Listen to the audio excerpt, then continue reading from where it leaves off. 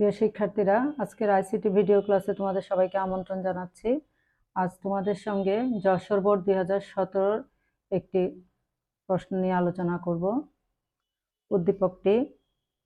উদ্দীপকটিতে 3টি চিত্র দেয়া আছে, লজিক গেটের ছবি 3টি, এবং এটার সঙ্গে প্রশ্ন হচ্ছে ক বুলিয়ান আলজেব্রা কি, খ কম্পিউটারের ক্ষেত্রে ডিজিটাল সিগন্যাল উপযোগী কেন, ব্যাখ্যা করো। গ চিত্র 1 এবং চিত্র 2-কে কি ধরনের গেট বলা হয়, ব্যাখ্যা করো। ঘ হচ্ছে শুধু চিত্র 2-এর গেট দ্বারা চিত্র 3-এর গেট বাস্তবায়ন সম্ভব কি, তোমার উত্তরের সপক্ষে যুক্তি দাও। এখানে ক বুলিয়ান আলজেব্রা কি, যে আলজেব্রায় ব্যবহৃত চলকের শুধুমাত্র দুটি মান সত্য এবং মিথ্যা হতে পারে তাকে বুলিয়ান আলজেব্রা বলে। আর খ হচ্ছে কম্পিউটারের ক্ষেত্রে ডিজিটাল সিগন্যাল উপযোগী কেন, ব্যাখ্যা করো। কম্পিউটারের ক্ষেত্রে ডিজিটাল সিগন্যাল উপযোগী কারণ ডিজিটাল সিগন্যালে ব্যবহৃত অঙ্কগুলো সহজেই ইলেকট্রিক্যাল সিগন্যালের সাহায্যে প্রকাশ করা যায়। কম্পিউটার ডিজাইনে বাইনারি সংখ্যা ব্যবহার করা হয়। ডিজিটাল যন্ত্রাংশ বাইনারি মোডে কাজ করে। ডিজিটাল সিগন্যালে একটি সুইচ অন অফ হতে পারে অথবা সিগন্যালের উপস্থিতি অনুপস্থিতি থাকতে পারে। এগুলোর সাথে বাইনারি সংখ্যা পদ্ধতির মিল আছে, তাই কম্পিউটারের ক্ষেত্রে ডিজিটাল সিগন্যাল উপযোগী। এরপরে গতে আছে চিত্র 1 এবং চিত্র 2-কে কি ধরনের গেট বলা হয়। চিত্র 1-এ আমরা দেখতে পাচ্ছি এখানে একটা নর গেটের লজিক গেট, এখানে নর গেট, যেহেতু এখানে অর এর সাথে একটা নট আছে, এটা একটা নর গেটের লজিক গেট। আর এরপরে চিত্র 2 হচ্ছে একটা ন্যান্ড গেটের লজিক গেট, এখানে ন্যান্ড গেট, যে অ্যান্ডের সাথে একটা নট আছে। তাহলে এখানে বলছে চিত্র 1 এবং চিত্র 2-কে কি ধরনের গেট বলা হয়। এই দুটোকে সার্বজনীন গেট বলা হয়, কারণ এই দুটো গেট দিয়ে আমরা সব ধরনের মৌলিক গেটগুলো আমরা বাস্তবায়ন করতে পারি। এজন্য মৌলিক গেট, অর, অ্যান্ড এবং নট, এই 3টি গেট আমরা এই নর এবং গেট দিয়ে বাস্তবায়ন করতে পারি। এজন্য এই দুটো গেটকে সার্বজনীন গেট বলা হয়। আর নর গেটটাকে আমরা যদি নর গেট হচ্ছে অর গেটের প্রথম, চিত্র 1-এ যেটা নর গেট, এটা হচ্ছে অর গেটে আমরা যে আউটপুটটা পাই সে আউটপুটের মধ্যে একটি নট প্রবাহিত হলে সেটাই হচ্ছে নর গেট। আর যেমন আমরা যদি এ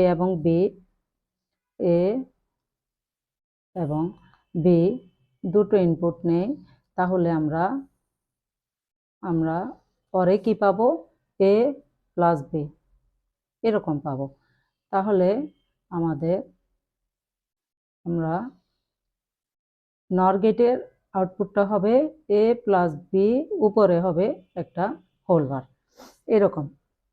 তার মানে অর গেটের যে আউটপুটটা, সে আউটপুটটার মধ্যে একটা নট প্রবাহিত হবে নর গেটের ক্ষেত্রে। যেমন আমরা যদি 0 এবং 1 এই দুটো বিটকে যদি আমরা ইনপুট হিসাবে নেই, তাহলে আমরা কতভাবে নিতে পারবো, আমরা 4 ভাবে নিতে পারবো। এভাবে যদি আমরা ইনপুটগুলো নেই নর গেটের ক্ষেত্রে, এটা নর গেটের ক্ষেত্রে আমরা যদি ইনপুটগুলো এইভাবে যদি নেই 0 এবং 1-কে, তাহলে আমরা অর গেটের ক্ষেত্রে কি জানি, কমপক্ষে একটি 1 থাকলেই আমাদের আউটপুট 1 হবে। যেমন এখানে একটা 1 হবে, এখানে একটা 1 হবে, এখানে দুটো 1, এখানেও 1 হবে। যে কোনো একটি ইনপুট 1 হলেই আমাদের অর গেটের ক্ষেত্রে 1 হবে। আর যেখানে দুটো ইনপুটই আমাদের 0, সেখানে আমাদের আউটপুট হবে 0। তাহলে নর গেটের ক্ষেত্রে আমরা বলতে পারি, অর গেটের ক্ষেত্রে যে আমরা যখন বলতে পারি যে দুটোই যখন 0 হবে তখন অর গেটের ক্ষেত্রে আউটপুট আমরা 0 পাবো। তাহলে আমরা নর গেটের ক্ষেত্রে বলতে পারি যে দুটো ইনপুটই যখন 0 হবে তখন আমরা আউটপুট পাবো 1, আর অন্যগুলোতে আমরা 0 পাবো। এভাবে আমরা মনে রাখতে পারি। আবার যে অর গেটের আউটপুটগুলোর বিপরীত, এই যে এখানে 1 আছে 0, 1 আছে 0, 1 আছে 0, আর এখানে 0 থাকার কারণে নর গেট আমরা 1 পেয়েছি। এ হচ্ছে আমাদের নর গেট। এরপরে আমাদের এরপরের চিত্রটি হচ্ছে একটি ন্যান্ড গেটের চিত্র। ন্যান্ড গেট হচ্ছে অ্যান্ড গেটের যে আউটপুট তার উপর একটি নট প্রবাহিত হলে সেটাকে আমরা বলি ন্যান্ড গেট। যেমন আমরা যদি দুটো ইনপুট এ এবং বি নেই, দুটো ইনপুট যদি আমরা এ এবং বি নেই, তাহলে আমরা আউটপুট কি পাবো? অ্যান্ড গেটের ক্ষেত্রে আমরা পাবো এ বি পাবো। তাহলে আমরা, কারণ এখানে অ্যান্ড সাথে একটা নট যোগ হবে, আর নরের মধ্যে অরের সাথে একটা নট যুক্ত হবে, অরের সাথে একটা নট যুক্ত হবে, অ্যান্ডের সাথে নট যুক্ত হয়ে আমরা কি পাবো? আমরা পাবো ন্যান্ড পাবো। তাহলে এখানে ন্যান্ডে আমরা কি পাবো? এই অ্যান্ড গেটের যে আউটপুটটি এটার সাথে একটি নট প্রবাহিত হবে, তাহলে এ বি হোল বার এরকম পাবো আমরা। আচ্ছা, তাহলে এখানে আমরা 0 এবং 1কে আমরা কতভাবে ইনপুট হিসাবে দিতে পারবো? আমরা চার ভাবে দিতে পারবো। এভাবে আমরা 4 ভাবে ইনপুট দিতে পারবো 0 এবং 1কে। তাহলে এখানে আমরা অ্যান্ডের ক্ষেত্রে আমরা কি জানি? যখন দুটো ইনপুটই আমাদের 1 1 হয় তখনই আমাদের আউটপুট হবে 1, আর অন্য ক্ষেত্রে আমাদের আউটপুট হবে 0। যখন দুটি ইনপুটই আমাদের 1 হবে, এ এবং বি, এতেও আমাদের 1, বিতেও 1, তখন আমরা আউটপুট পাবো 1। অন্য সময় আমাদের সবগুলি আউটপুট হবে 0। তাহলে আমরা এখানে বলতে পারি যে ন্যান্ড গেটের ক্ষেত্রে যখন দুটো ইনপুটই 1 1 হয় তখন আমাদের আউটপুট পাবো 0, আর অন্য ক্ষেত্রে আমরা আউটপুট পাবো 1।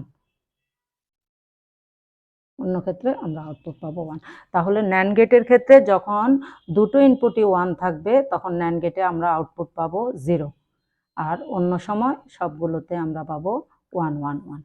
আচ্ছা, তাহলে তোমরা আশা করি ন্যান্ড এবং নটটা বুঝতে পেরেছো। এটা এখানে প্রশ্নটিতে এটাই বলা হয়েছে, চিত্র 1 এবং চিত্র 2কে কি ধরনের গেট বলা হয় ব্যাখ্যা করো। তাহলে তোমরা আশা করি এটা নর এবং ন্যান্ড নিয়ে লিখতে পারবে।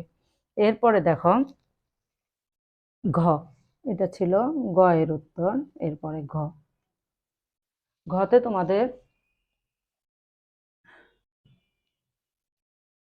তোমাদের ঘতে দেখো, শুধু চিত্র 2 এর গেট দ্বারা চিত্র 3 এর গেট বাস্তবায়ন সম্ভব কি? তোমার উত্তরের সপক্ষে যুক্তি দাও। আচ্ছা, এখানে চিত্র 2 এর গেটটি হচ্ছে আমাদের ন্যান্ড গেট, তাহলে চিত্র 3 হচ্ছে এক্সঅর গেট। এটা হচ্ছে এক্সঅর গেট আমাদের, আর এটা হচ্ছে আমাদের ন্যান্ড গেট। তাহলে আমাদেরকে করতে হবে কি? এক্সঅর গেটটা আমরা ন্যান্ড গেট দিয়ে আমাদেরকে বাস্তবায়ন করতে বলা হয়েছে। দেখো, শুধু চিত্র 2 এর গেট দ্বারা, শুধু, তাহলে এখানে অন্য কোনো গেট ব্যবহার করা যাবে না, পুরাটাই আমাদেরকে এক্সঅর গেটটা বাস্তবায়ন করার জন্য আমাদের ন্যান্ড গেট দিয়েই বাস্তবায়ন করতে হবে, অন্য কোনো গেট দিয়ে বাস্তবায়ন করলে হবে না। শুধু চিত্র 2 এর গেট দ্বারা চিত্র 3 এর গেট বাস্তবায়ন সম্ভব কি? তোমার উত্তরের সপক্ষে যুক্তি দাও। তাহলে এটা সম্ভব, আমরা দেখাচ্ছি। যদি এ এবং বি ইনপুট হয়, এ এবং বি ইনপুট হয়, তাহলে চিত্র 3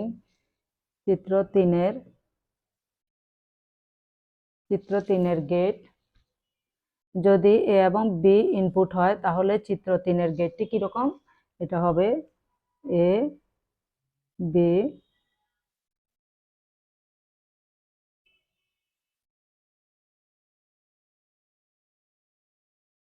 এরকম। এটা আমরা ফাংশন কি পাবো? এ এক্সঅর বি পাবো। তাহলে সুতরাং ফাংশন এ এক্সঅর বি। আচ্ছা, এখানে আমাদেরকে যেহেতু ন্যান্ড গেট দিয়ে আমাকে এক্সঅর গেটটি বাস্তবায়ন করতে হবে, তাহলে আমাদেরকে এই এ এক্সঅর বি এটার জন্য আমার বার নিয়ে আসতে হবে। বার নিয়ে আসলে আমি একটা সিঙ্গেল বার আনতে পারবো না, আমাকে ডাবল বার আনতে হবে। তাহলে আমি এ এক্সঅর বি, আমি এখানে ডাবল বার নিয়ে এসেছি। আচ্ছা, এ এক্সঅর বিটাকে আমরা আবার এভাবে লিখতে পারি, এ বার B plus A B bar, A B বার, এভাবে আমরা লিখতে পারি। তাহলে এটার উপরে আমাদের এই যে দুটো হোল বার। আচ্ছা, এখানে এই যে এ বার বি যোগ এ বি বার, এটার উপরে প্রথম যে বারটি আছে এটাকে যদি আমরা ডি মর্গানের, এটাকে এ এবং এটাকে বি, যেমন আমরা জানি ডি মর্গানের এ প্লাস বি হোল বার সমান হচ্ছে এ বার ইন্টু বি বার। তাহলে এটাকে এ এটাকে বি যদি ধরি, এই প্রথম বারটি সহ এটুকু, তাহলে আমরা কি পাই? এ বার ইন্টু বি বার। তাহলে আমরা এখানে লিখতে পারি এবার ইন্টু এবার এবার B into A B bar, A B বার, এটার উপরে উপরের বারটি থেকে যাবে। তাহলে এটা কি হলো? এ বার, এটা পুরাটা এ, তাহলে এ বার ইন্টু বি বার, আমরা এই ডি মর্গানের এই সূত্রতে চলে আসলো। তাহলে আমাদেরকে এটা কি করতে হবে? ন্যান্ড গেট দিয়ে এক্সর গেট বাস্তবায়ন করতে হবে। ন্যান্ড গেটের জন্য আমার ডট লাগবে এবং উপরে হোল বার লাগবে। তাহলে আমাদের দুটোই চলে এসেছে। এখন আমরা লজিক চিত্র 2 অর্থাৎ ন্যান্ড গেট দ্বারা এটাকে বাস্তবায়ন করে দেখাবো। যে তোমাদের এখানে চিত্র 2-এ যে ন্যান্ড গেটটি আছে, ন্যান্ড গেট দিয়ে আমরা এই এক্সর গেটটা কিভাবে বাস্তবায়ন করতে পারি সেটা আমরা দেখব। তাহলে এখানে এর জন্য একটা লাইন নেব, সাথে সাথে আমরা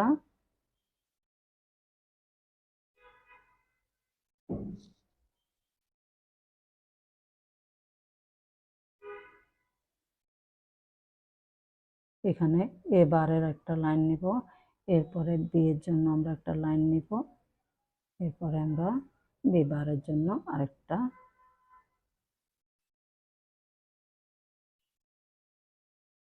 নেব। তাহলে এখানে আমাদের দুটা অ্যান্ড গেট লাগবে, একটা অ্যান্ড আর একটা অ্যান্ড গেট লাগবে। তাহলে আমরা এই দুটো অ্যান্ড গেটের মধ্যে কি যাবে? এ বার বি, এখানে দুটা ন্যান্ড গেট, অ্যান্ডের সাথে নট দিব, ন্যান্ড গেট হয়ে যাবে। তাহলে এ বার বি, তাহলে আমার এখানে এ বার প্রবেশ করবে এবং বি প্রবেশ করবে।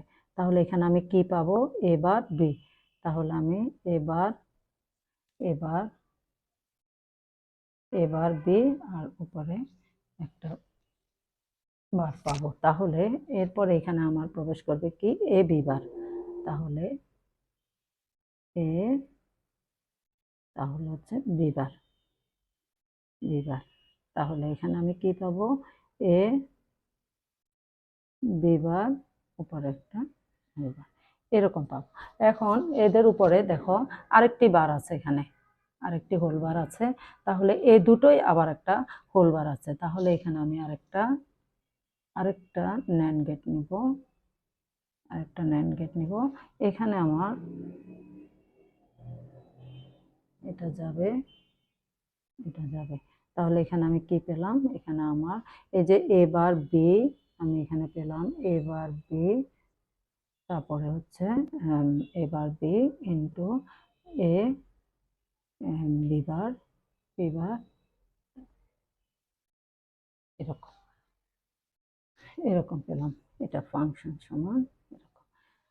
ঠিক আছে, আশা করি তোমরা বুঝতে পেরেছো। আজকের ক্লাসটি এ পর্যন্তই।